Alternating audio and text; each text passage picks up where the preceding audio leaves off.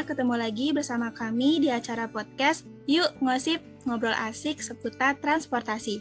Ngosip ya, bukan ngegosip. Perkenalkan, saya Devi sebagai moderator dalam acara podcast kali ini, dan tentunya ada teman-teman saya yang nantinya akan menemani kalian selama 10 menit ke depan dalam acara Ngosip ini.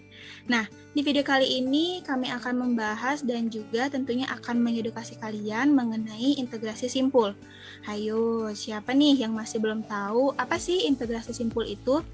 Dan bagaimanakah konsep integrasi simpul tersebut dalam kegiatan transportasi di Indonesia? Jangan lupa duduk yang nyaman, gunakan earphone, dan segelas teh atau kopi untuk menemani kamu dengerin podcast ini ya. Oke, sebelumnya saya ucapkan selamat bergabung dalam acara podcast ini kepada 5 orang teman-teman saya yang udah bersedia nih untuk meluangkan waktunya untuk sekedar sharing-sharing bermanfaat ya. Nah, bicara tentang integrasi simpul, apa sih sebenarnya integrasi simpul itu sendiri? Saya pengen dengar dari opini rekan Iqbal ya mengenai hal tersebut. Kira-kira apa sih integrasi simpul menurut rekan Iqbal? Oke, terima kasih untuk kesempatan pertama yang dikatakan kepada saya. Bicara mengenai integrasi simpul, itu terdiri dari 2 kata yang definisinya berbeda. Yang pertama, integrasi sendiri itu artinya suatu proses penyatuan atau pembaruan tindakan simpul dalam dunia transportasi, yakni artinya suatu tempat yang punya fungsi untuk kegiatan menaikkan dan menurunkan penumpang, membongkar dan membuat barang, mengatur perjalanan, dan juga tempat perpindahan antar moda dan antar moda. Misalnya nih, contohnya terminal, pelabuhan, bandara, itu bisa dikatakan sebagai simpul transportasi ya. Nah, sedangkan kalau dikaitkan dengan integrasi simpul, artinya bagaimana simpul-simpul tersebut saling terintegrasi atau menyatu.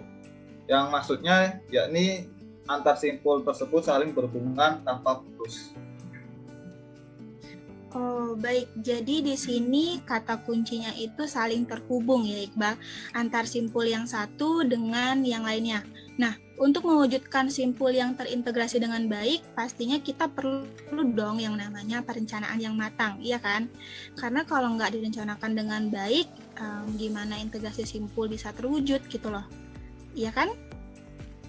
Ya, menurut saya seperti itu. Ya, benar seperti itu, Mbak. Kita juga harusnya merencanakan hal apapun ya, biar kedepannya harapannya dapat berjalan dengan baik dan sesuai dengan prosedur. Integrasi simpul juga harus direncanakan sebaik mungkin dan sesuai dengan proses. Baiklah, sebenarnya proses yang dimaksud itu proses yang seperti apa ya, Histi? Boleh nih sekalian dijelasin biar teman-teman di rumah yang lagi dengerin podcast kali ini semakin paham gitu ya. Tentu dong, proses-proses yang saya katakan tadi meliputi beberapa integrasi di dalamnya. Nah, integrasi yang pertama yaitu integrasi jaringan, yaitu terintegrasinya antara sistem jaringan prasarana dan jaringan pelayanan baik intramoda maupun antar moda ya. Yang kedua yaitu integrasi fungsi. Yang dikatakan integrasi fungsi yaitu terintegrasinya rencana pengembangan fungsi dari sistem transportasi yang dibangun, sehingga nantinya bakalan memberikan nilai kemanfaatan yang besar dalam pelayanan transportasi multimoda. Juga terintegrasinya rencana pembangunan dan pengembangan oleh pemerintah daerah dan pusat, juga antara pemerintah dan masyarakat ataupun swasta. Integrasi ketiga yaitu integrasi waktu pelaksanaan atau bisa dikatakan waktu pengoperasian, yaitu bagaimana rencana waktu pelaksanaan dari tiap-tiap moda, baik dari proses perencanaan, pembangunan, hingga tahap pengoperasiannya diperhitungkan. Selain itu, ada juga nih integrasi dari sistem pembiayaan. Jadi rencana pembiayaan khususnya dalam skema pembiayaan pembangunan dirancang sedemikian rupa sehingga terwujud sinergi yang saling mendukung antar moda. Dan yang terakhir yaitu peran kelembagaan yang harus berkoordinasi antara lembaga dalam suatu kerangka perencanaan, pelaksanaan, dan pengoperasian dari berbagai moda yang saling terintegrasi. Wah, lengkap banget ya penjelasan dari rekan saya satu ini. Nah, sedangkan yang kita semua tahu saat ini begitu banyak permasalahan transportasi yang rumit dan terkesan complicated gitu ya di Indonesia, khususnya di Jakarta itu sendiri. Nah, misalnya nih, saya ambil contoh permasalahan yang terjadi pada stasiun kereta api dengan shelter BRT atau Transjakarta ya. Nah, di mana jalur penghubungnya itu masih belum optimal. Saya akan bergeser ke rekan yang lain ya. Rekan Fauzi, gimana nih menurut pendapat Anda mengenai permasalahan tersebut? Sebenarnya apa sih titik permasalahannya? Nah, bicara tentang jalur penghubung nih ya, Mbak. Penghubung antara stasiun kereta api dengan shelter BRT memang benar masih banyak mengalami permasalahan sampai saat ini. Saya mengambil contoh nih, permasalahan yang sering terjadi itu biasanya mengenai konektivitas. Nah, konektivitas sendiri seperti penanda, bahkan yang juga belum ada. Bahkan jarak headway BRT yang bisa dikatakan lama, itu juga bagian dari permasalahan yang ada pada saat ini. Oke, jadi mengenai menyinggung masalah konektivitas,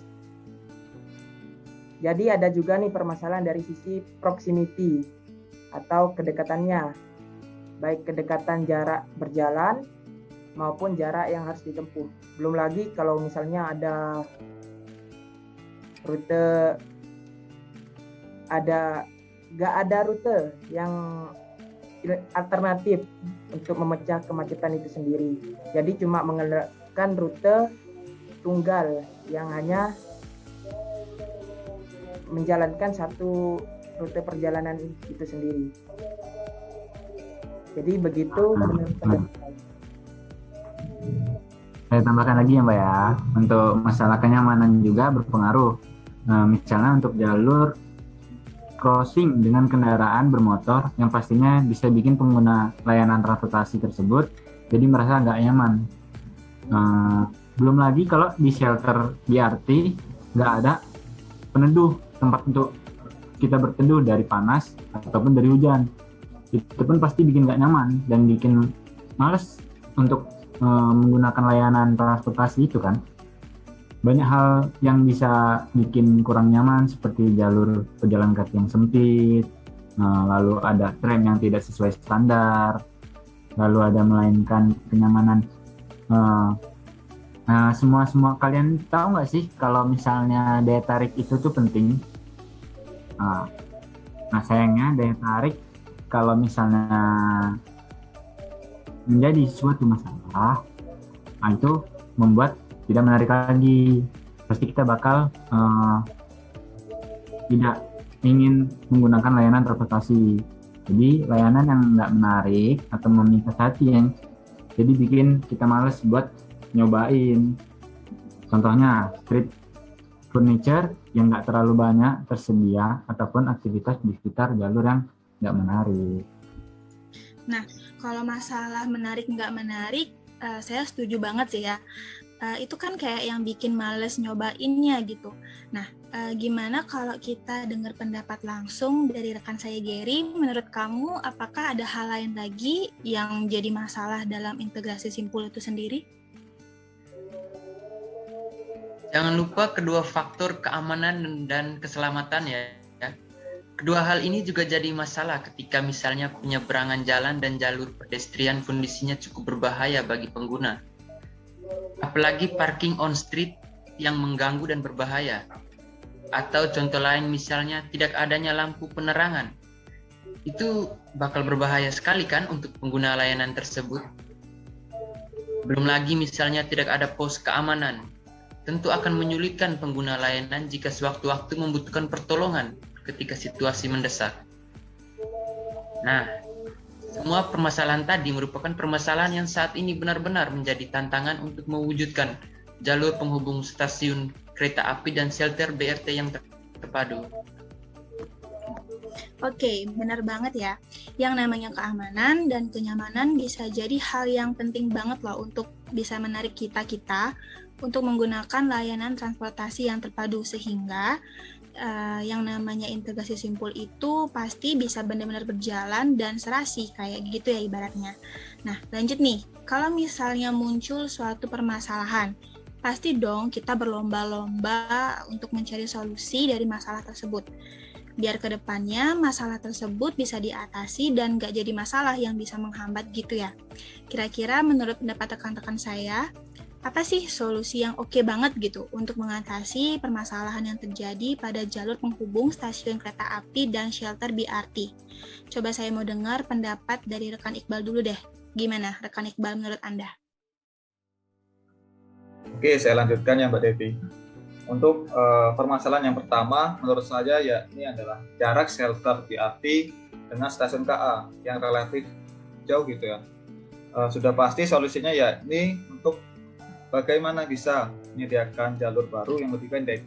Alasannya simpel, yaitu manusia cenderung bakal memilih rute yang terpendek, bahkan cenderung memilih rute yang langsung atau direct rute seperti itu. Ada sebuah teori yang mengatakan bahwa jarak tempuh seseorang berjalan kaki untuk ke tempat shelter atau tempat pemberhentian itu kurang lebih 400 meter. Sedangkan untuk aktivitas berbelanja dengan membawa barang dan berjalan kaki dengan nyaman, jaraknya tidak lebih dari 300 meter. Sehingga ya harus bisa membuat jarak yang pendek yang tidak lebih dari 400 meter sendiri. Karena sebenarnya jarak 400 meter itu berbeda, tidak bisa disamakan antara masyarakat yang satu dengan masyarakat yang lainnya. Permasalahan lain menurut saya yaitu visibilitas shelter BRT ke stasiun KA.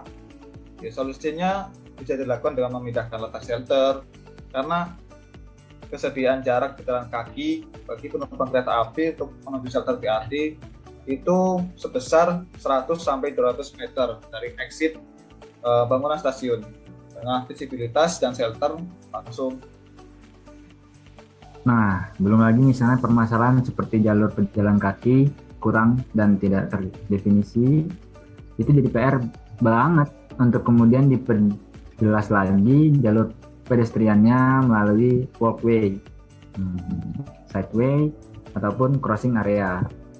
Perbedaan material juga harus diperjelas, seperti ketinggian dan warna. Sedangkan untuk masalah crossing dan tidak ada pengaruh dan nggak ada pengaturan, tentu solusinya menyediakan zebra cross dan perbedaan level, warna, material. Bisa juga dengan menyediakan pelikan crossing yang tujuannya untuk membantu pejalan kaki menyeberang jalan. Fasilitas itu nantinya disediakan pada titik crossing dengan arus kendaraan yang cukup padat. Oke, baik. Kalau misalnya nih terjadi suatu konflik gitu ya dengan kendaraan-kendaraan lain, itu udah sering banget kan terjadi di sekitar kita. Menurut pendapat rekan Histi, solusi apa sih yang tepat untuk menyikapi daripada konflik-konflik yang terjadi tersebut? Kalau untuk konflik antara kendaraan lain, bahkan nggak hanya antar kendaraan lain ya, bahkan konflik juga terjadi antara pengguna jalan lain, seperti berjalan kaki dengan kendaraan-kendaraan lain. Hal itu bisa berimbas kepada tingkat keselamatan pejalan kakinya ya kan. Maka menurut saya pribadi, penataan parkir yang fungsinya untuk menyediakan ruang yang cukup untuk pejalan kaki harus ditata ulang agar lebih maksimal dengan lokasiannya, dengan kelasian areanya, dan tidak mengambil area pejalan kaki untuk tempat parkir. Penggunaan bolar sebagai barir juga bisa untuk mencegah terjadinya konflik dengan kendaraan di area tersebut. Jadi semacam ada pembatasan area antara area parkir dengan trotoar untuk pejalan kaki, seperti itu misalnya. Oke, jadi bisa dikatakan kita gunakan pembatas ya. Selain untuk menandai suatu area biar nggak kecampur gitu dengan area lain, ya untuk alasan keamanan sesama pengguna jalan gitu ya. Oke, pendapat yang menarik dan mudah dipahami untuk para pendengar podcast kali ini. Nah, topik kali ini saya geser sedikit, boleh kali ya? Bicara tentang public transportation di Indonesia, khususnya di Jakarta. Mungkin masih banyak nih sahabat ngosip yang belum tahu. Untuk saat ini, moda apa saja sih yang tersedia untuk transportasi umum di Jakarta? Nah, jadi kalian promosi nih. Jadi untuk yang belum tahu, untuk moda transportasi umum yang ada di Jakarta atau di Jabodetabek, itu ada banyak banget.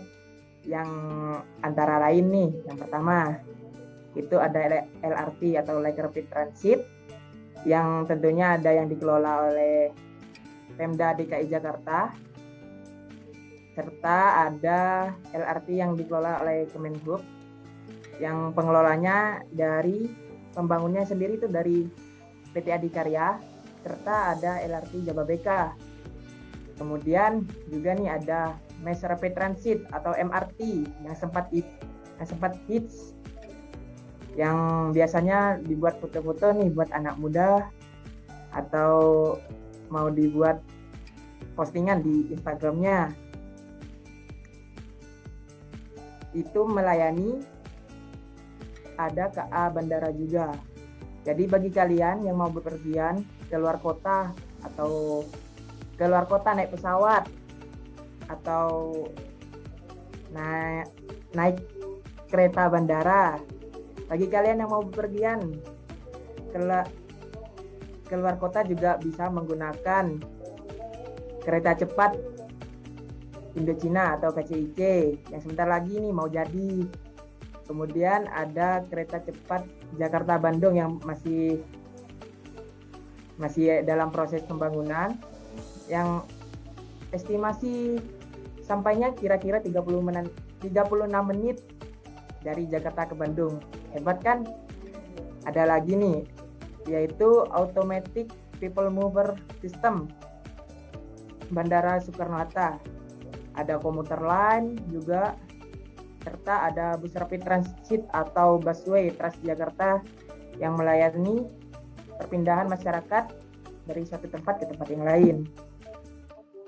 Jadi begitu, Mbak. Itu Jakarta Bandung kira-kira cuman butuh waktu 36 menit, itu oke banget sih. Nah, ternyata udah sebanyak itu ya jenis moda transportasi umum yang tersedia sekarang. Ayo, udah disediakan sebanyak itu sama pemerintah, masa sih nggak mau pakai gitu kan? Balik lagi ke integrasi simpul ya. Apa sih konsep yang penting banget dan harus banget dijadikan pedoman dalam mewujudkan integrasi simpul itu? Sekarang giliran rekan Gary deh untuk menyampaikan pendapatnya.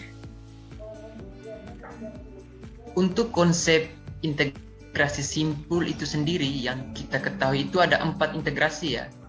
Integrasi pertama yaitu integrasi fisik, yaitu perubahan secara fisik, misalnya desain dan pembangunan fasilitas serta lokasi pemberhentian untuk transit penumpang antar titik lokasi perpindahan yang nyaman. Aspek ini meliputi bagaimana akses yang tersedia ke fasilitas, lokasi fasilitas, dan desain stasiun. Secara inti, integrasi ini merupakan upaya untuk menyatukan fisik berupa prasarana antar moda transportasi seperti stasiun, terminal, dan bandara yang dibuat agar menyatu dan berhubungan satu sama lain.